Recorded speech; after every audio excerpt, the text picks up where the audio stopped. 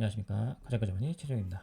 네, 오늘 다이어트 주제는 의외로 먹으면 좋은 음식들을 한번 진행해 보도록 하겠습니다. 다이어트 할 때 이제 가장 생각이 드는 방법은 안 먹는 거죠. 덜 먹거나, 그죠? 그래서 먹는 양을 이제 막연히 줄이는 방법을 많이 채택하게 됩니다. 뭐 밥을 먹을 때는 한 두 숟가락, 반 공기 이렇게 남기거나, 아니면 이제 뭐 아침을 건너뛴다거나, 뭐 저녁을 안 먹는 분도 있겠죠. 그래서 이렇게 이제 진행을 하게 되면 한 1, 2주 정도는 이제 가뿐하게 진행할 수 있어요. 근데 이게 이제 2, 3주 지나기 시작하면 하기 어렵다는 거를 잘 아실 것 같아요. 생각보다 배도 많이 고프고 먹어야 될 어떤 약속도 생길 수도 있고요. 그러니까 이게 생각만큼 꾸준하게 하기 어렵다라고 보시면 될 것 같습니다. 그래서 가장 우리가 이제 해야 되는 게 이제 먹는 양을 줄이는 게 아니고 결코 하지 말아야 될 것이 음식량을 줄이는 겁니다. 음식량을 줄여서는 절대 다이어트에 성공하실 수가 없습니다. 왜 그러냐면 결국에는 요요가 심하게 올 수밖에 없다라는 것이죠. 요요가 오면 걷잡을 수가 없습니다. 원래대로 돌아갈 수밖에 없고요. 결국에는 처음 체중보다 올라간다. 이렇게 보시면 되겠습니다. 두 번째로는 우리 몸이 안 먹는다고 그 칼로리가 그대로 살이 빠지는 게 아닙니다. 굉장히 복잡한 방법으로 살이 빠지게 되고요. 평상시 음식량이 줄면 칼로리가 줄게 되죠. 그럼 바로 우리는 기초 대사량을 줄여버립니다. 이 기초 대사량이 뭐냐면 우리가 이제 숨만 쉬어도 살이 빠지는 그런 대사량이 있는데 특히 뭐 호흡이라든가 심박이 움직인다거나 뭐 땀을 나게 한다거나 일상생활에서 조금씩 움직이는 것들 있지 않습니까? 그런 거에 대한 어떤 기초 대사량이 줄기 시작하면 가만히 있어도 빠지는 대사량이 줄어버리기 때문에 우리가 먹는 칼로리로 줄이는 그런 대사량보다 더 줄 수밖에 없어요. 그래서 결국에는 살이 덜 빠지고 안 빠지고 그렇게 진행이 될 수밖에 없습니다.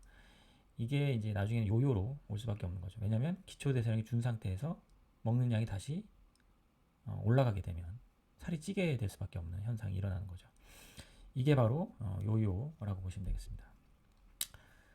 그래서 우리가 이제 처음에 다이어트를 이제 시작을 하시면 결국에는 극단적으로 칼로리 양을 줄이고 그러다 보면 살이 좀 빠지는데 실제로는 기초 대사량이 천천히 줄게 됩니다. 그러다 보면 정체기가 오고요.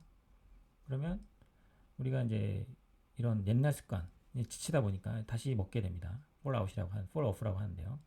그러다 보면 몸무게는 자연스럽게 다시 돌아가고 처음 몸무게보다 훨씬 많이 증가한다. 이렇게 보시면 되겠습니다. 이게 절대 이제 그래서 먹는 양을 줄이는 건 옳은 방법이 아니다. 결국 요요를 부르는 방법이다. 이렇게 생각하시면 되겠습니다. 왜 요요가 오는지 아시겠죠? 그래서 먹는 양을 줄이는 건 다이어트의 성공 방법이 아니다. 오히려 실패 확률이 높고 내 체중을 더 올리는 방법이다. 살이 찌고 싶으시면 칼로리 양을 줄여보시는 것도 하나의 방법일 수 있겠습니다. 그래서 이제 덜 먹은 만큼 체중이나 지방량 감소가 일어나지 않게 만들어버리는 그 기초대사량 저하가 굉장히 큰 어떤 하나의 허들로 다가올 수밖에 없다. 또한 그 초기에는 물이나 근육량이 빠지잖아요. 그래서 지방이 빠지는 것보다는. 그래서 지방량이 늘어나면 퍼센트지로 결국에는 기초대사량 때문에 정체기 더 도달하게 되고 결국 다이어트는 더 멀리 날아가 보게 되겠습니다. 자, 근데 이때 이제 배가 고프지 않게 덜 먹지 않고 하는 방법 중에 하나가 좋은 음식들을 선택하는 건데요. 상식적으로 조금 이 음식이 도움이 될까 하는 다이어트 음식들이 있어요. 그거를 오늘 소개시켜 드리고자 합니다. 예, 그림에서도 좀 나와 있는데 힌트가 있죠. 이런 기름들이에요.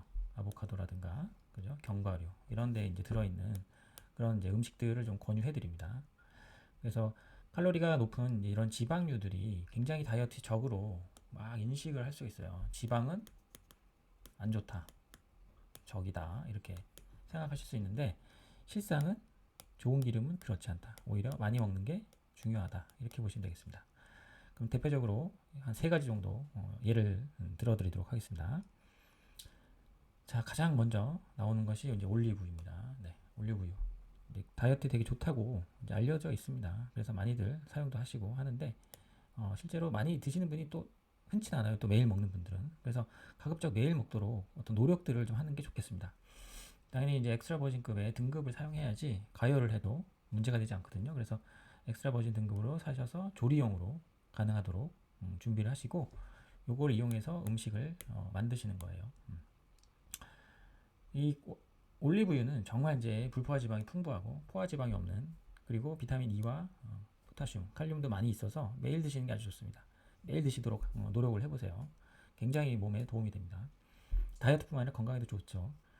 보통 이제 100g 기준으로 하면 이제 한 880 정도 킬로칼로리가 되는데, 우리가 뭐 100g씩 올리브유를 먹지는 않으니까요.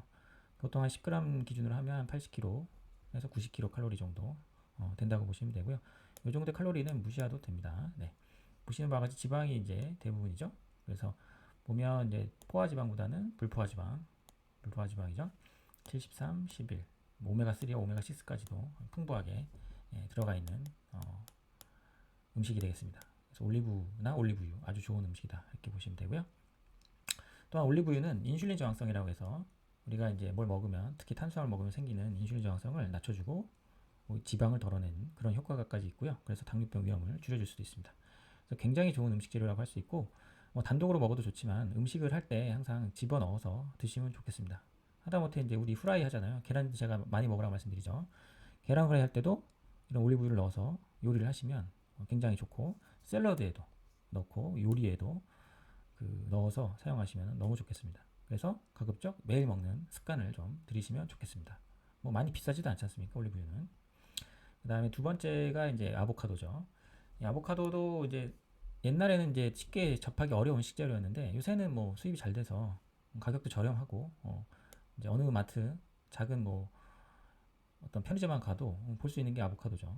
옛날에는 참 고급 재료였는데, 그래서 아보카도도 좀 이용해 주시면 좋을 것 같아요. 그냥 이제 잘라서 먹어도 좋은데, 그냥 먹으면 좀 밍밍하잖아요. 느끼하기도 하고. 그래서 샐러드나 계란밥, 아니 과카몰리라고 되게 유명한 그런 방식으로 이제 조리를 해서 드시면 좋겠습니다. 이 아보카도가 아까 말씀드렸던 이제 올리브유 정도만큼 되게 좋은 기름이라고 보시면 되겠습니다. 영양 성분 보시면 보통 100g당 160kcal 정도 된다고 보시면 되고요. 지방도 보시면 이제 14g 정도 되는데, 이제 불포화가 이제 9, 1.8 정도 돼서 더하면 한 12g 정도. 대부분 다 불포화 지방이 되겠죠. 그 외에도 무기염류, 칼슘, 철, 마그네슘 이런 것들이 풍부하고, 그 외에 비타민도 상당히 많이 들어가 있다 이렇게 보시면 되겠습니다.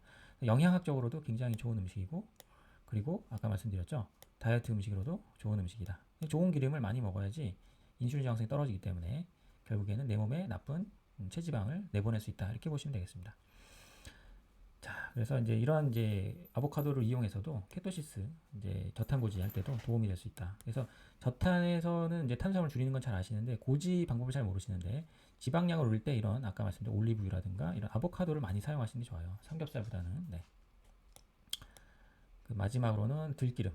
네, 들기름 이제 우리나라 음식 중에 하나죠. 네. 그래서 들기름은 이제 뭐 국산은 굉장히 좀 비싸잖아요. 뭐 참기름보다는 좀 싸지만 그래도 비싼 음식 중에 하나 식재료긴 한데, 향이 너무 좋기 때문에 이런 들기름이 듬뿍 들어간 나물류도 많이 드시면 좋겠고, 뭐 비빔밥도 괜찮습니다. 밥량을 좀 줄여서 나물을 많이 넣고 무쳐서 보리밥 같이 드시면 너무 좋은 음식이라고 보시면 되겠습니다. 들기름은 이제 황산화 작용도 있고요. 그 다음에 체내에 쌓이지 않는 그런 알파 리놀레익 액시드, 그러니까 리놀레산 등이 풍부한 아주 불포화 지방산이죠. 그래서 하루에 한두 스푼 정도로 퍼 드시는 것도 나쁘지 않습니다. 뭐 맛도 괜찮고요. 그렇게 느끼하지 않고, 그리고 이제 향도 좋기 때문에 괜찮습니다. 아까 이제 소개시켜 드린 것처럼 기름 자체는 이제 칼로리가 높긴 해요. 100g당 880, 900kcal 정도 되는데, 결국엔 100g을 먹진 않으니까 한 10g 기준으로 봤을 때 한 80kcal 정도 된다 보시면 되고, 이 칼로리든 살이 찐다기보다는 나쁜 지방을 덜어내는 그런 효과가 있다 이렇게 보시면서 드시면 되겠습니다.